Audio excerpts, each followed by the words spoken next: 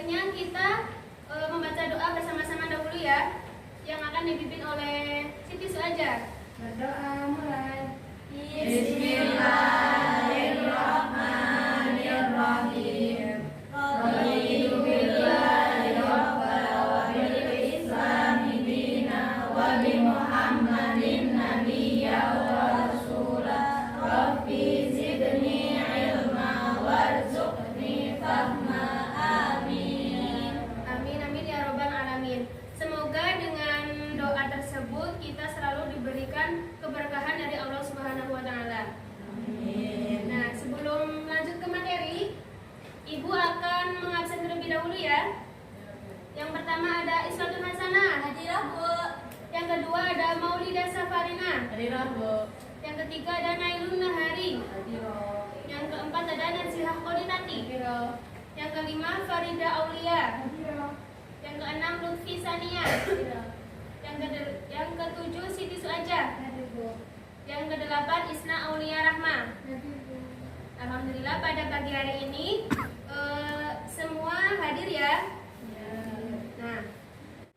Nah, pada hari ini kita akan mempelajari mata pelajaran Al-Quran Hadis ya, yaitu pada bab 5. Nah, pada bab 5 ini kita akan mempelajari mengenai hidup menjadi lebih mudah dengan ilmu pengetahuan. Nah, pada bab 5 ini kita akan mempelajari 3 poin.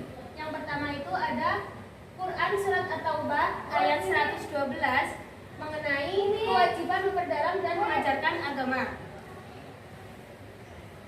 Yang kedua ada Quran Surat Al-Mujadalah ayat 11, yaitu mengenai etika dalam majelis, kemudian manfaat beriman dan berilmu pengetahuan. Dan yang ketiga itu ada hadis. Nah, hadis di sini ada dari hadis riwayat Ibnu Majah dari Anas bin Malik mengenai kewajiban menuntut ilmu. Dan yang kedua itu ada hadis riwayat Ibnu Majah mengenai anjuran Rasulullah untuk umat Islam.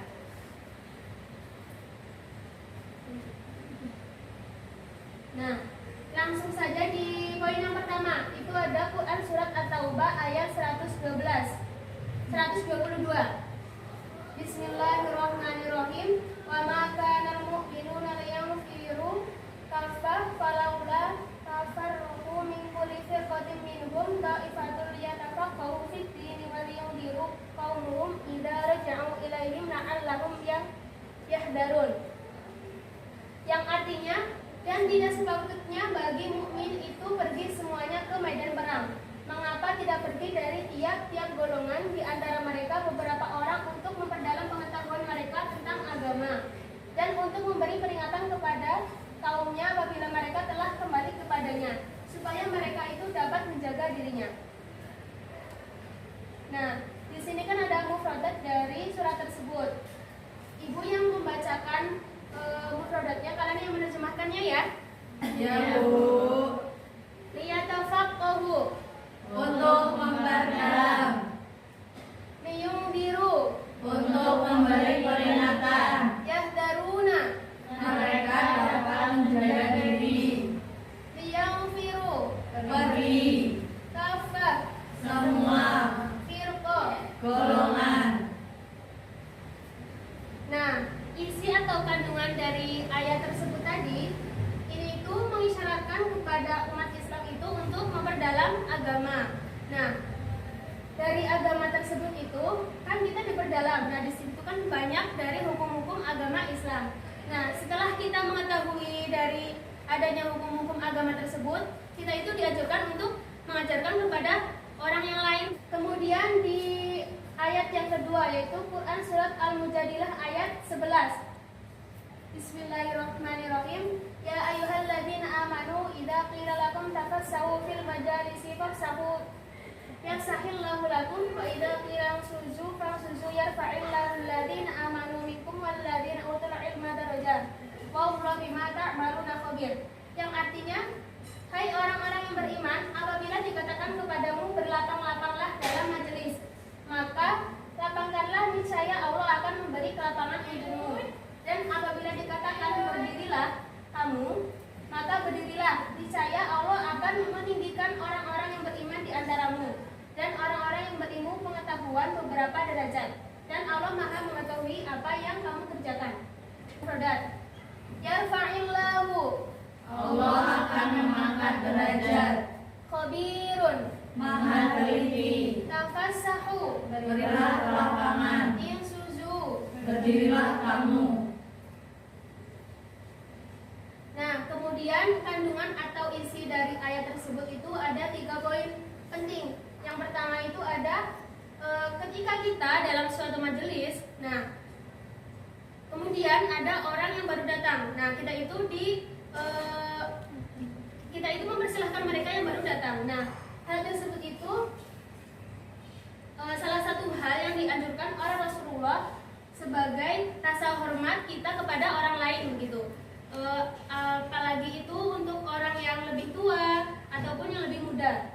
Kemudian yang kedua, yaitu ada orang yang beriman dan berilmu pengetahuan akan menunjukkan sikap yang arif dan bijaksana. Nah, kenapa orang yang beriman dan berilmu itu dianggap atau ditunjukkan sikap yang arif dan bijaksana? Ada yang tahu? Nggak tahu. Nah, Ibu beritahu ya, kenapa kok orang yang beriman dan berilmu itu akan menunjukkan sikap yang arif dan bijaksana? Karena mereka ini akan diangkat derajatnya oleh Allah Subhanahu wa Ta'ala. Kemudian di poin yang ketiga, yaitu kaum yang beriman ini dibagi menjadi 2 kelompok ya. Nah, yang pertama itu ada orang yang beriman dan beramal soleh, dan yang kedua itu ada orang yang beriman kemudian beramal soleh dan memiliki pengetahuan yang luas. Nah, kemudian di poin yang ketiga atau materi yang ketiga itu ada hadis. Nah, hadis di sini ada 2 hadis. Yang pertama ada dari Anas bin Malik. Rasulullah Shallallahu Alaihi Wasallam bersabda, menuntut ilmu adalah kewajiban bagi setiap muslim. Nah, menuntut ilmu kan kewajiban bagi seorang muslim dari laki-laki maupun perempuan. Nah, begitu ya. Nah, sedangkan di sini hukum mencari ilmu syar'i adalah fardu kifayah.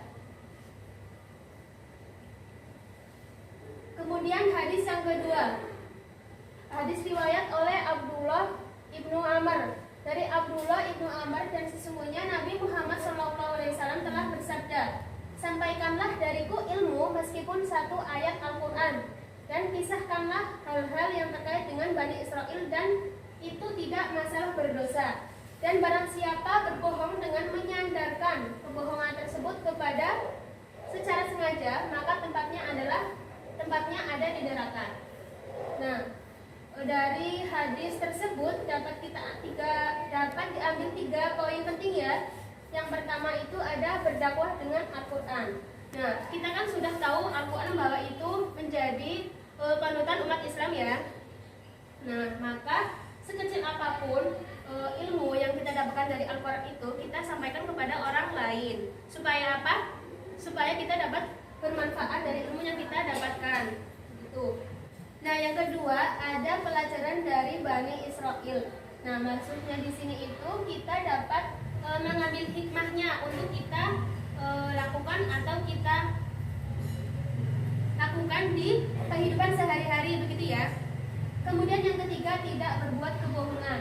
Maksudnya di sini itu tidak berbuat kebohongan itu kita tidak berbuat kebohongan dalam kehidupan sehari-hari itu yang menjadikan sandaran itu Nabi Muhammad SAW. Nah, jika kita berbuat kebohongan, nah itu disandarkan kepada Nabi Muhammad, kita akan dimasukkan ke dalam neraka. Nah, selanjutnya ada sesi pertanyaan ya. Ada yang mau ditanyakan? Saya, Bu, Ya. izin bertanya. Kan tadi disebutkan hukum menuntut ilmu syariat itu fardu kifayah. Nah, yang dimaksud fardu kifayah itu apa ya, Bu? Dan contohnya bagaimana? Ya. Apa di antara kalian ada yang mau menjawab pertanyaan dari Mbak Nailun? Bu. Ya, Safarina.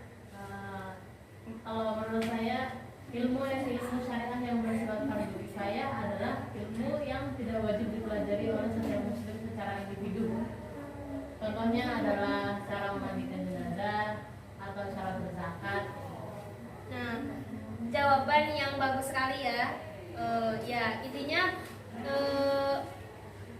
kifayah dalam ilmu syariat itu berarti jadi setiap muslim itu sebenarnya wajib, cuma kan sudah ada yang melakukan salah satunya, jadi yang lainnya itu bersifat sunnah, gitu ya. Nah, lanjut untuk presentasi dari perwakilan kelompok ya. Silakan yang mewakili bisa maju ke depan.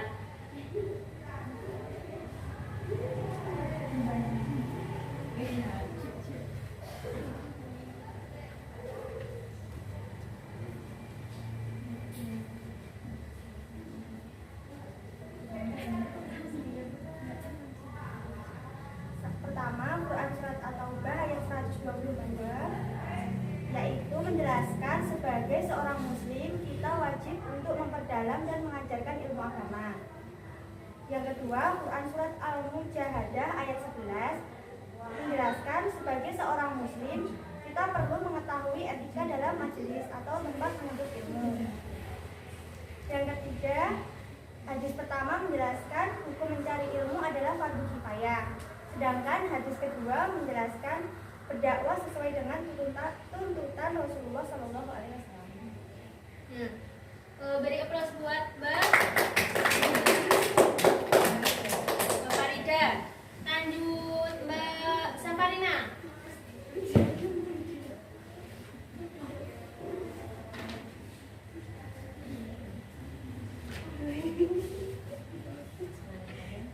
Saya dari kelompok 1 akan membacakan resume dari materi Quran hadis yang disampaikan oleh Bu Umi hari ini. Pertama adalah kandungan dari Quran Surat At-Taubah ayat 122. Ayat tersebut berisi tentang kewajiban mendalami ilmu agama dan mengajarkannya serta memahami hukum-hukum awam yang wajib diketahui oleh setiap muslim. Kemudian nomor 2 adalah pembahasan tentang kandungan Quran Surat Al-Mujadalah ayat 11 yang berisi tentang adab belajar di majelis, di sebuah tempat belajar, sikap seseorang yang beriman dan berilmu, serta pembagian dari dua kelompok kaum yang beriman. Hadis ketiga membahas tentang dua hadis. Hadis pertama yaitu tentang kewajiban menuntut ilmu bagi setiap muslim, baik itu laki-laki maupun perempuan. Kemudian hadis kedua menjelaskan tentang anjuran berdakwah dengan Al-Quran serta pelajaran yang dipetik dari Bani Israel. Nah, beri aplaus buat Mbak Safarina. Ya, jadi kesimpulan pada pertemuan pagi hari ini itu di Quran Surat At-Taubah ayat 122 itu kewajiban umat Islam untuk memperdalam ilmu dan kita mengajarkannya kepada umat yang lainnya. Kemudian yang kedua ada kandungan dari Quran Surat Al-Mujadalah ayat 11 itu tentang adab belajar di majelis dan sikap seseorang yang beriman dan berilmu.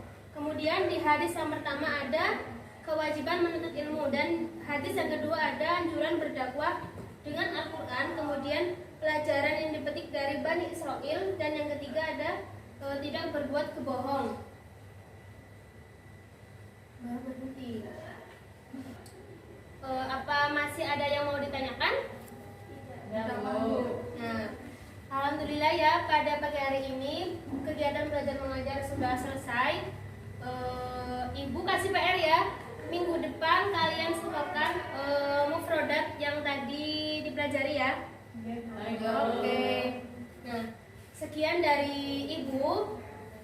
Apabila banyak kesalahan mohon dimaafkan ya. Ya Bu. Sampai jumpa di pertemuan minggu depan. Wabillahi taufiq wal hidayah. Wassalamualaikum warahmatullahi wabarakatuh.